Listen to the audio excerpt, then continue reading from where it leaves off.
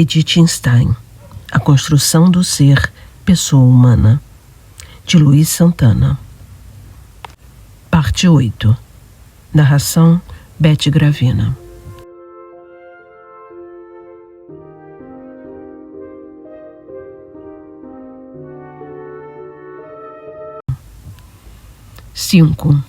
O lugar da filosofia. Edith Stein busca pelo verdadeiro lugar da filosofia seu ethos. Para tanto, e diante de tal indagação, reporta-se novamente a Maritain, que vai tratar claramente da acessibilidade que deve ter o conhecimento filosófico, sem, no entanto, ser alcançado por esforços meramente humanos, dos quais só se obtém a negação e não a definição. Já para São Tomás de Aquino, fica clara a distinção que se deve fazer, por exemplo, entre a filosofia e a teologia. O entendimento de São Tomás, no que tange a filosofia, é a do conhecimento das ciências naturais, devendo estar no campo da razão humana, definição que corresponde ao pensamento do medievo, que não se preocupava em fazer distinção das ciências e seus campos de estudos.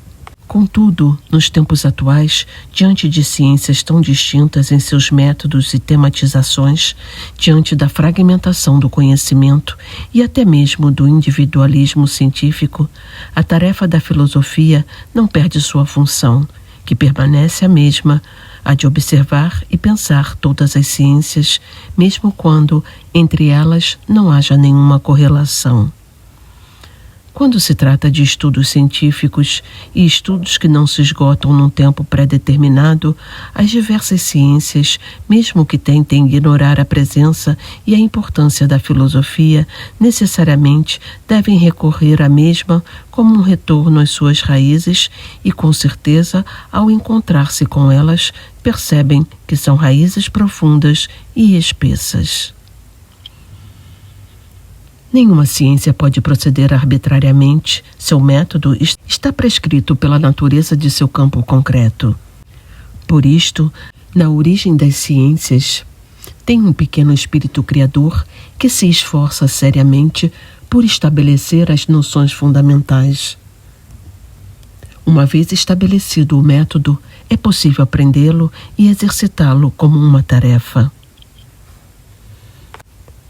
Edith Stein alerta para a resistência de ciências que não estabelecem critérios e noções fundamentais básicas para seus trabalhos, de modo a se lançarem em viagens, em explorações aventureiras, em terras desconhecidas, tomando caminhos desconhecidos. Com tal lançamento em terras e caminhos desconhecidos, como bem diz a filósofa, estas ciências, desamparadas e distantes de seus objetivos, veem-se forçadas a voltarem aos princípios básicos como a única salvação. Mediante tal pensamento, pode-se reportar ao campo da psicologia do século XIX, que saltou sobre a noção da alma numa tentativa racionalizante de conceituá-la sem levar em consideração os fundamentos religiosos e teológicos já existentes, perdendo seu verdadeiro sentido. Assim, o que restou foi muito pouco, sobrando uma psicologia sem alma, equivocada, tentando acomodar a alma e a seus movimentos simplesmente nos sentidos, eliminando a alma do espírito, a inteligência e a vida. Este pensamento, já no século XX, com seus posicionamentos questionados, vive hoje uma redescoberta da função do espírito. Considera-se a busca por uma ciência do espírito uma das mudanças mais importantes da ciência para os tempos atuais. Para Edith Stein, a tarefa da filosofia consiste em esclarecer os fundamentos de todas as ciências, o que lembra o posicionamento da filosofia analítica. Ela entende que os conhecimentos naturais, juntamente aos dados já conhecidos, formam um conhecimento pré-científico que influencia, direta ou indiretamente, em grandes ou em poucas quantidades, a ciência. Quando tal processo se dá num ramo específico em uma determinada ciência, pode-se dizer que o sujeito do processo está atuando como filósofo. Aqui se pode perceber a relevância que é dada ao conhecimento em toda a sua plenitude e como é tido como pré-ciência, participa ativamente no processo de desvelamento científico, como afirma São Tomás de Aquino, perfectum opus rationis, um trabalho perfeito da razão. A clareza, o esclarecimento pleno, é o objetivo da filosofia, que não se contenta pura e simplesmente com resultados provisórios, mesmo porque, nos estados de coisas, não são esgotadas as possibilidades de posicionar-se, sendo geradas inúmeras formas e possibilidades de conhecê-los.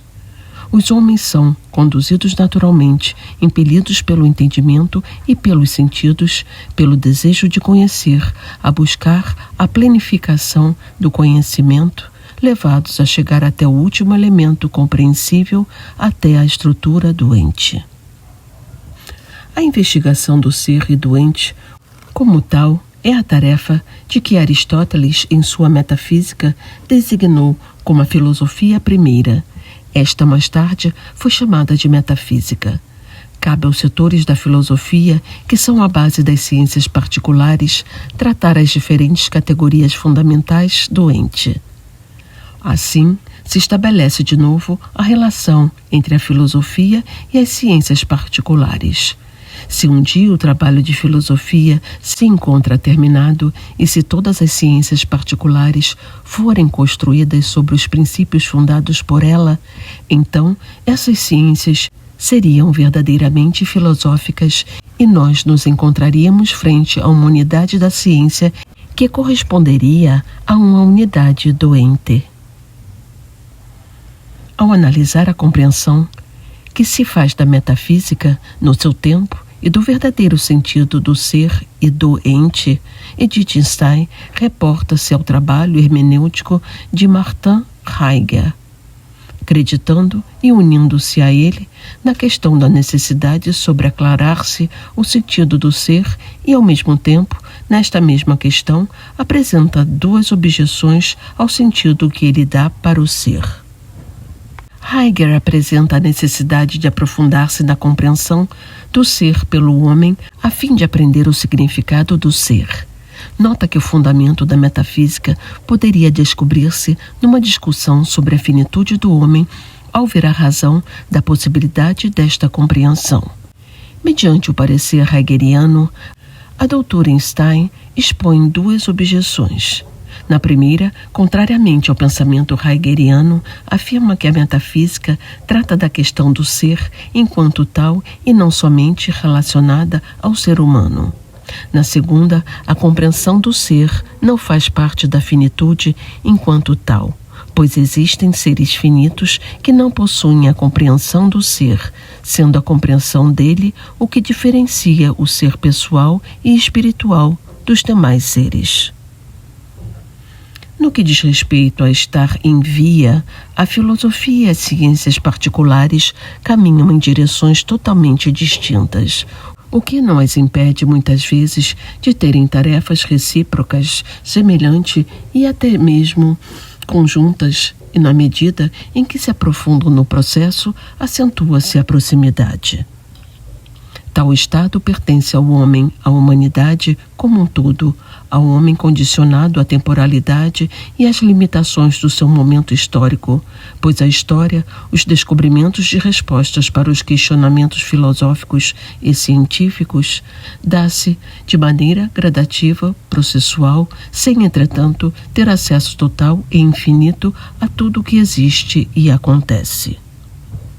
No entanto, quando o homem estiver em pátria, a sabedoria e a ciência que possui, em parte serão substituídas pela sabedoria divina em toda a sua plenitude e perfeição, revelando-se de maneira espetacular, fazendo ver com um só olhar o que a inteligência humana havia tratado de acumular no curso de seus esforços milenares, e muito mais, talvez o que nunca o homem tivesse pensado e ou desejado.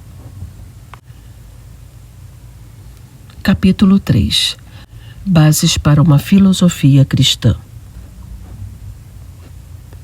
ao descrever as questões relacionadas à verdade, sentido, linguagem e ao apontar o lugar da filosofia na visão steiniana, cabe de forma reflexiva, abandonando os preconceitos dogmáticos e religiosos, pensar juntos com Edith Stein a respeito da existência e funcionabilidade de um Estado cristão de filosofia como uma perspectiva ainda em plena atividade em atuação.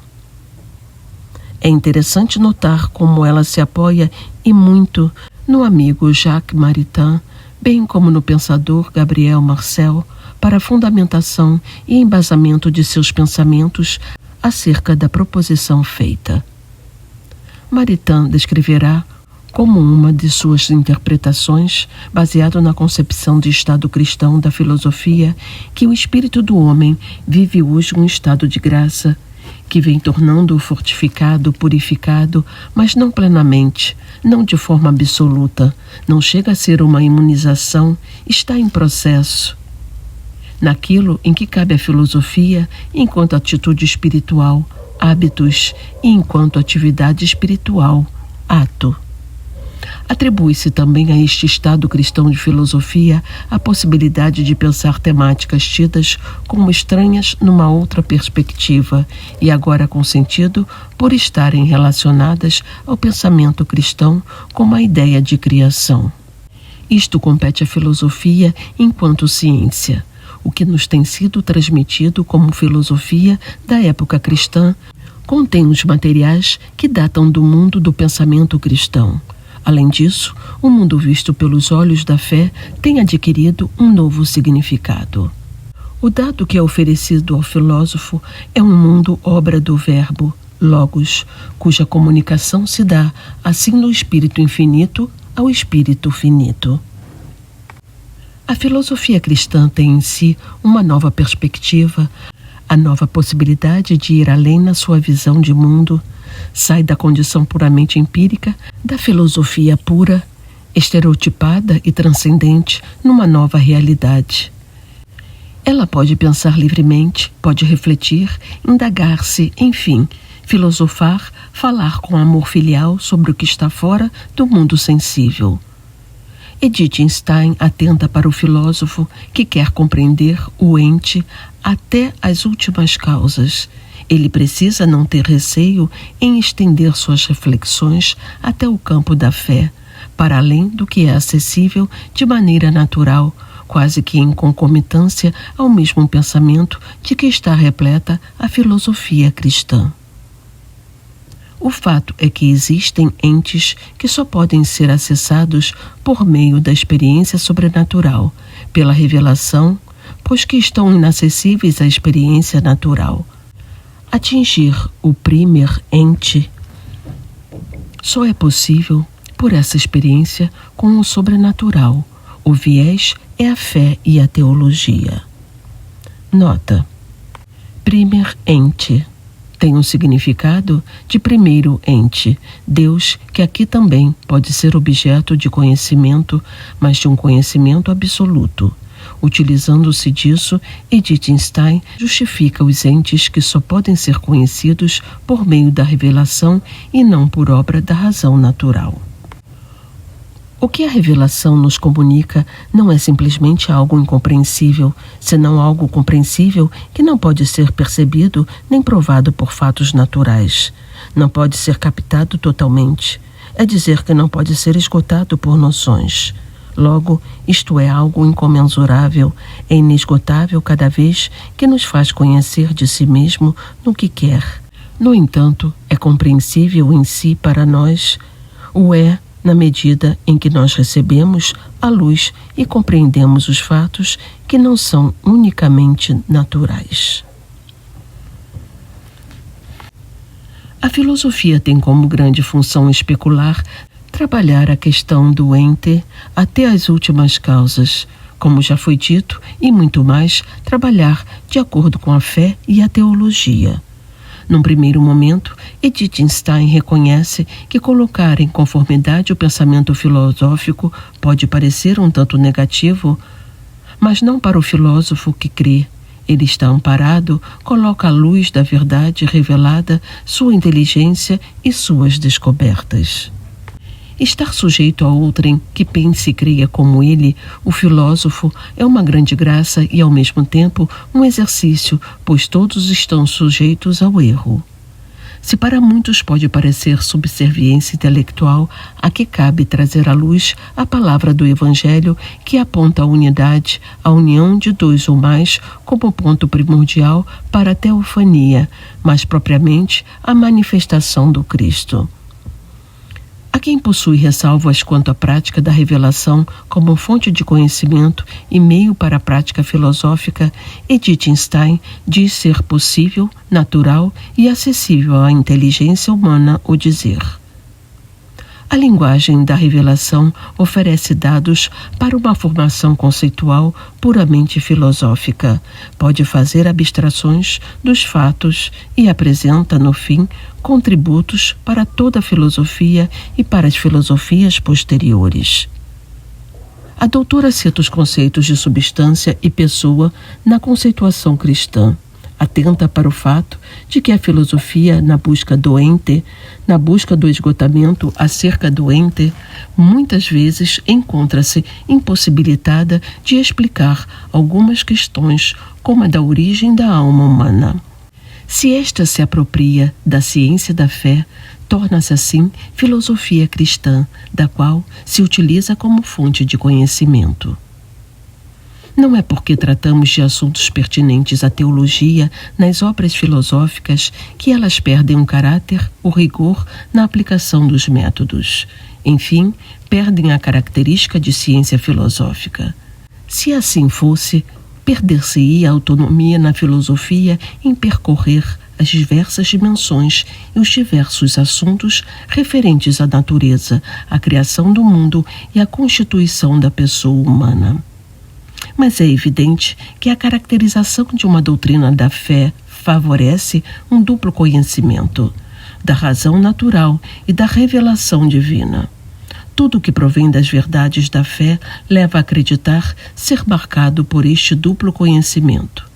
Para a doutora Stein, a fé é uma luz escura porque mesmo percebendo, mesmo possuindo entendimento, algo ainda é incompreensível.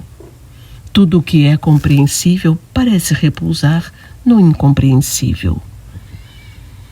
Assim, em nosso parecer, a filosofia cristã não é somente o nome para designar a ideologia dos filósofos cristãos, nem só a designação do conjunto de doutrinas dos pensadores cristãos, senão que significa melhor o ideal de uma perfectum ops rationis, que havia conseguido abraçar em uma unidade o conjunto do que nos oferecem a razão natural e a revelação.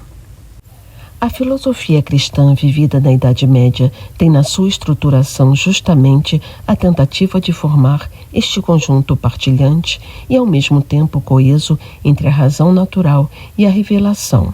Jacques Maritain, na obra sobre filosofia moral, relata as coisas nas quais nossa natureza não tem força para crer, a morte que nós vemos e a perfeita felicidade que não vemos. Todos os homens procuram a beatitude sem nela crerem. É justamente a proposta que a filosofia cristã traz para além dos períodos, mesmo porque a busca postulada por Maritain é perene. Sua necessidade não está atrelada ao período do medievo, mas ultrapassa.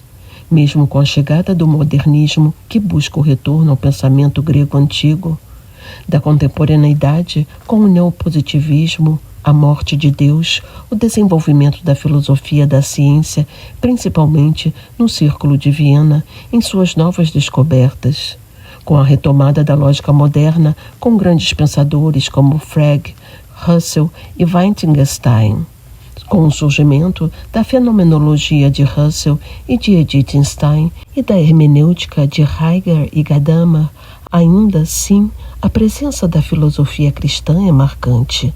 Pode-se perceber sua atualidade na busca de explicações para os grandes problemas psicossociais hoje vividos. Fala-se em crise da modernidade, mas os livros e os artigos sobre a temática são impressionantes. apresentando como uma das soluções, novamente, a busca pelo místico, pelo transcendente.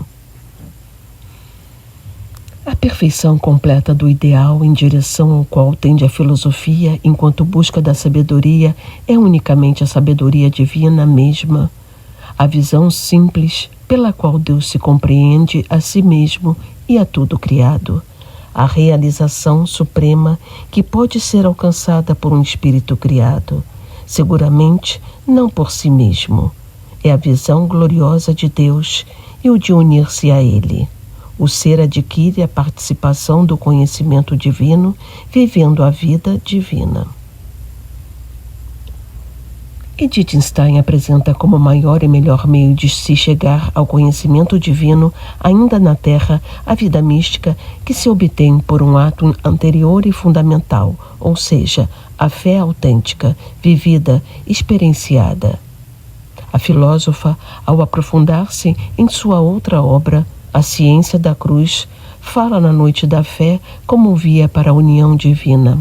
A fé pela Igreja e pela Sagrada Escritura tem a definição de virtude sobrenatural que permite crer na verdade divina revelada e excede todo o entendimento humano, traz a luz em meio às trevas do conhecimento acerca do divino. É uma linguagem, mas uma linguagem sobrenatural, divina. Mas é por isso também que a fé traz à luz a alma, um conhecimento com absoluta certeza que supera todo e qualquer outro conhecimento e ciência, de modo que só se chega à verdadeira concepção de fé pela perfeita contemplação. Assim, quando o homem está disposto a vivenciar, experienciar a fé, vivencia e experimenta a Deus, Deus sujeito, meta da fé. O homem nessa adesão ama o que é divino, contempla-o e as suas obras, pois a fé é uma percepção de Deus. A fé não pode ser tida por evidente ou por verdade segundo as leis da lógica. Ela está no campo da percepção dos sentidos. A fé exige de Deus mais que verdades particulares. Ela quer a Deus mesmo, que é a verdade, o Deus inteiro, capta sem ver. Edith Stein, ao tratar da filosofia cristã, apresenta como sua maior tarefa o preparo para o caminho da fé. Assim, a filosofia antecede o caminho da fé e possibilita colocar toda a humanidade frente a Deus. Já para os que não creem, a fé torna-se desafio, objeto de preocupações, indagações, contestamentos. Surge uma certeza que é merecedora do questionamento e da reflexão filosófica. Na próxima leitura, começaremos o capítulo 4, o ethos humano na concepção de Edith Stein. Até lá, um abraço a todos.